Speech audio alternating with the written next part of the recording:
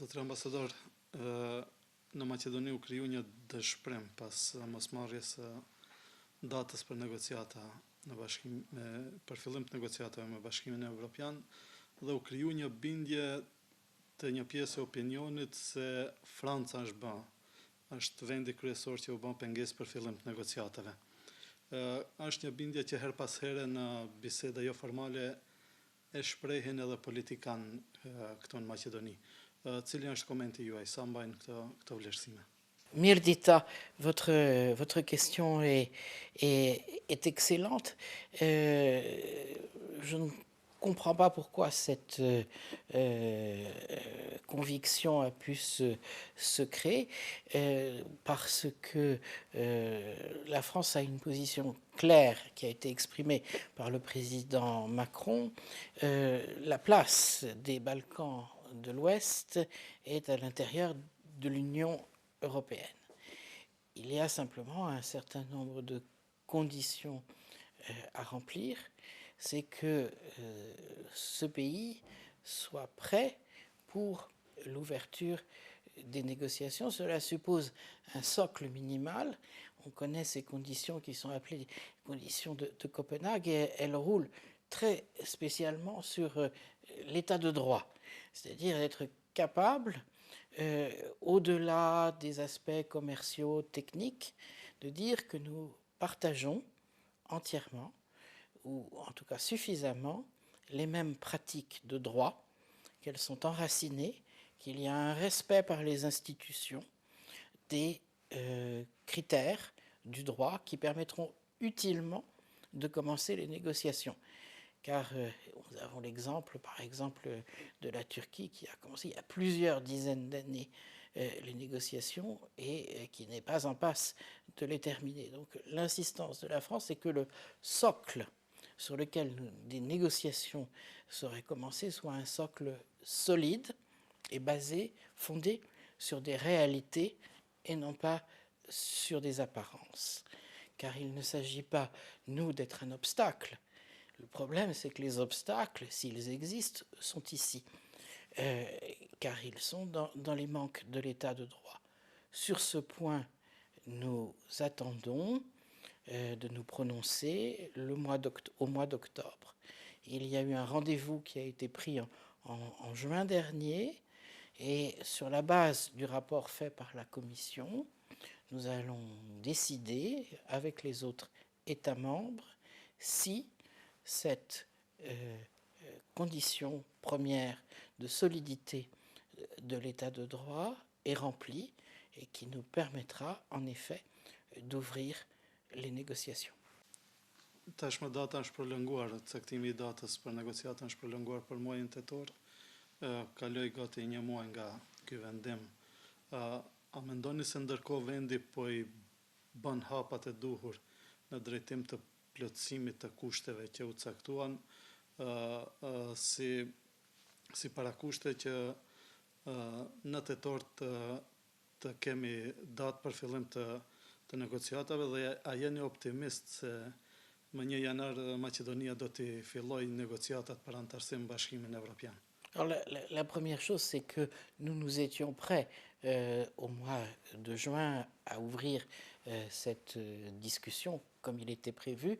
C'est un obstacle qui a été mis par le processus interne au Parlement allemand et qui nous a conduit à reporter au mois d'octobre cette discussion. Cela n'a pas que des inconvénients, car, comme il a été dit précédemment, je crois, par l'ambassadeur de la délégation de l'Union européenne, on peut juger que le verre était à moitié plein ou à moitié vide dans la liste des agendas de réforme. Et donc, nous avons espéré aussi, et nous espérons encore, que le temps qui nous sépare jusqu'au mois d'octobre pourra être utilisé pour remplir un peu le verre, puisqu'il y a quelques points essentiels de cet agenda de l'état de droit qui restent encore à remplir. Il y avait en particulier la loi sur le procureur spécial, qui est bien sûr un moment important.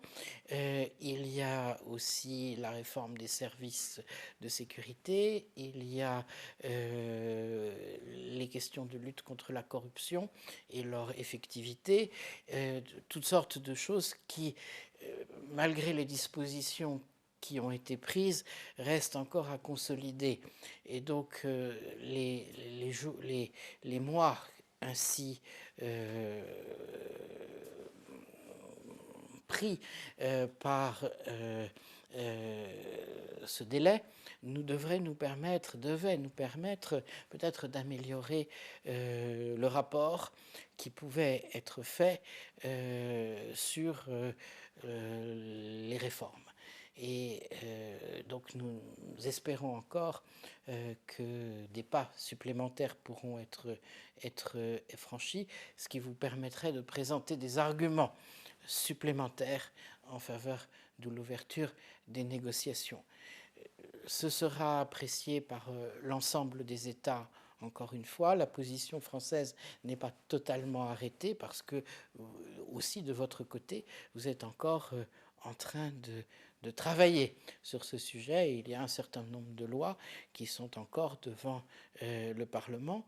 Et il y a même encore des discussions, même entre les partis politiques, qui continuent et qui pourraient permettre, nous l'espérons très fortement, d'enregistrer des résultats appréciables d'ici octobre.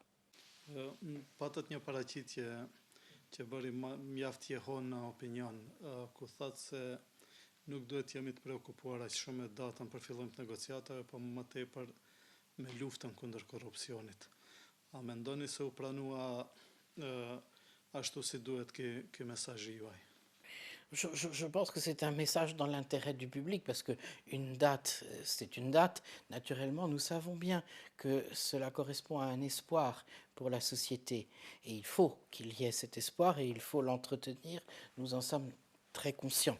Mais ce qui compte, ce n'est pas de pouvoir éventuellement tirer un feu d'artifice le jour de l'ouverture des négociations, mais c'est de savoir quel est l'état réel dans lequel se trouve le système légal et dans lequel se trouve la société. Ce qui vaut la peine de faire un feu d'artifice, c'est d'avoir fait un réel progrès et non pas d'avoir une date. Në të njëjtën paraqitje përmendet edhe shembuj konkret negativ me emra, si për shembull e përmendet kryetarin e komunës së Strugës Ramiz Merkon. Pse pikërisht e përmendet zotria Ramiz Merkon dhe a ka pasur ndonjë reagim prej tij për këtë çështje? Ce qui compte dans tout cela, c'est Ohrid. Et c'est un trésor de l'humanité, c'est un trésor de la Macédoine. Et ce qui compte, c'est que toutes les forces puissent s'unir pour préserver ce trésor, d'abord parce qu'il a une valeur culturelle, il a une valeur naturelle, et aussi parce qu'il est un bien commun, un bien européen, un bien mondial. J'espère que les conseils qui ont été donnés à Bakou pourront être suivis par tous et qu'en particulier pour ce qui est des constructions illégales, elles puissent être détruites. Nous tenons beaucoup, bien sûr, à ce classement de l'UNESCO. Comme vous savez, l'UNESCO se trouve à Paris, la directrice générale est française, donc nous avons à cœur aussi de voir que les règlements, les régulations de l'UNESCO soient suivies. C'est l'intérêt général, c'est votre intérêt, et je compte sur la sagesse des élus locaux pour obtenir ce résultat. Et si les élus locaux se trouvent dans des situations difficiles, concrètes, car ce n'est pas facile d'affronter le poids du passé sur souvent une longue durée, il faut aussi que l'État prenne ses responsabilités et assure en particulier, même si c'est nécessaire, la protection contre des intérêts qu'on peut qualifier un peu vite de mafieux.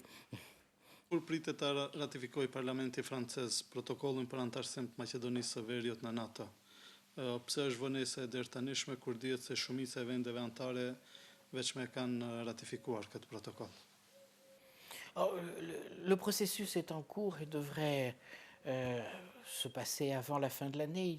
Il n'y a pas d'objection par aucun parti français, donc il s'agit d'une formalité, d'autant plus que nous apprécions comme troisième contributeur à l'intérieur de l'OTAN, nous apprécions bien sûr cette nouvelle contribution de la Macédoine du Nord. C'est une vraie possibilité supplémentaire de stabilisation dans la région, et donc tout notre intérêt est bien sûr que cette ratification se passe dans les meilleurs délais possibles et bien certainement avant la fin de l'année.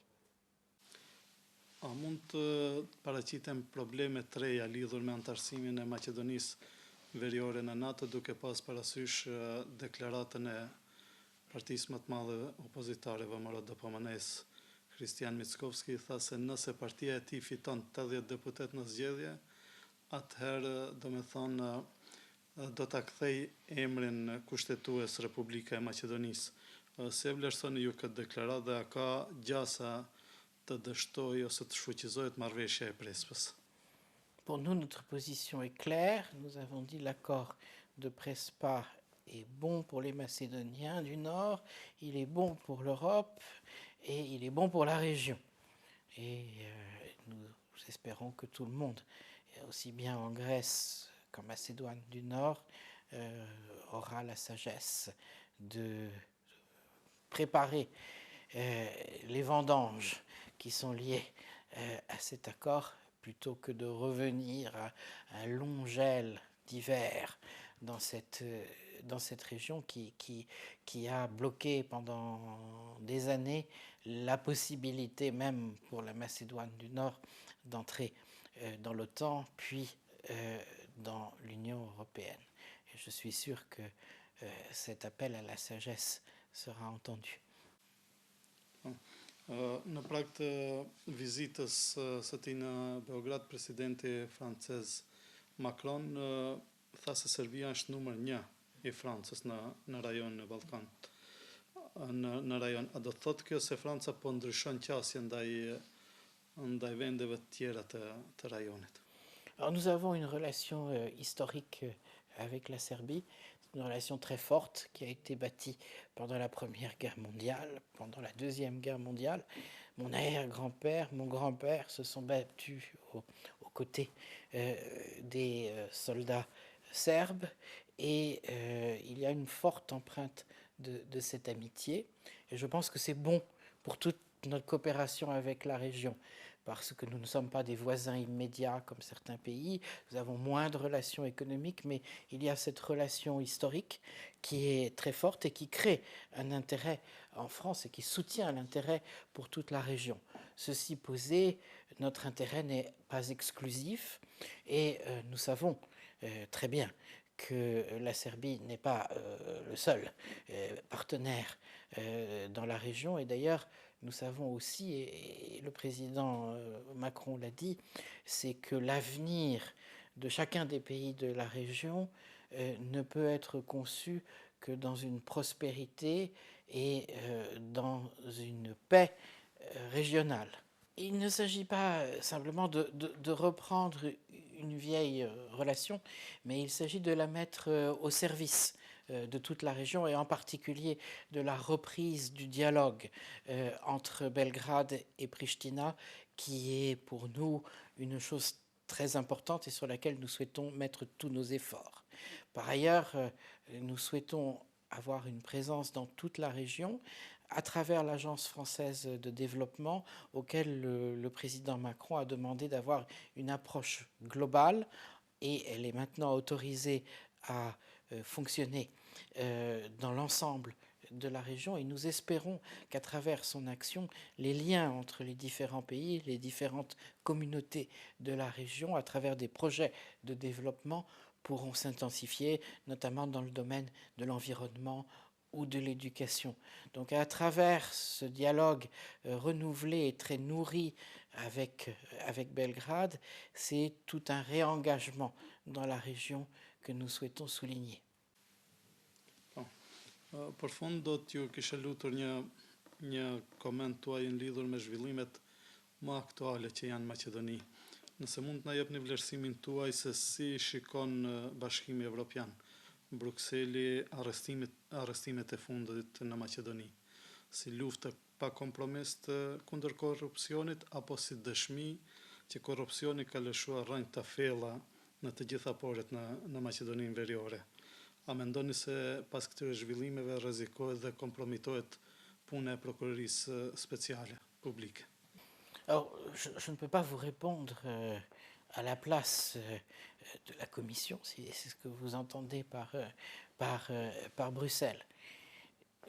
Je vous ai déjà répondu sur le travail du procureur spécial. Nous considérons qu'un travail très utile a été fait par ailleurs avant les événements regrettables que vous signalez. Il y a un ensemble de compétences qui ont été créées, il y a une structure qui a été créée. Il est clair à nos yeux que ce capital ne devrait pas être dilapidé alors que le mandat du procureur spécial en tant que tel s'arrêtait le 15 septembre et que nous devons penser à une institution qui prenne la relève.